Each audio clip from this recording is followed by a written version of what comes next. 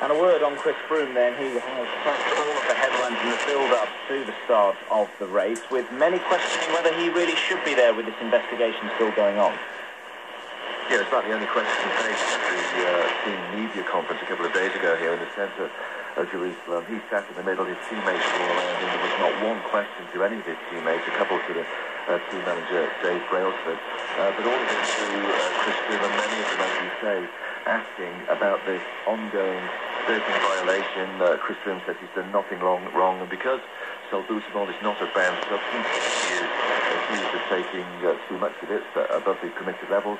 It's an indication he is allowed to race. Some people feel that he should have withdrawn from the competition because it puts the organisers in a pretty difficult situation. When they signed up Chris Froome for a lot of money, that was before this doping case had started, and now they face the prospect of, if he wins, potentially removing him from that winning place, because if he is found guilty, they could backdate a ban, and that would rule out any positions since the Florida strain. The does to you guys, look, we don't want this to happen. We want you to guarantee us that whatever happens, if he is found guilty, then is absolutely zero. All right, many thanks. Alex Tapstick there, live in Jerusalem on the first day of his Euro trip. Mike Williams, thank you very much, and a big hi to Matthew Kelly.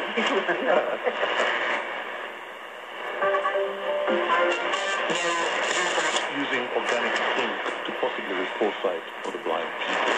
That is what some researchers are doing in Lautern, Sweden and Israel. Tell us more. Let's speak to him. He is from Linköping University in Sweden. Good morning.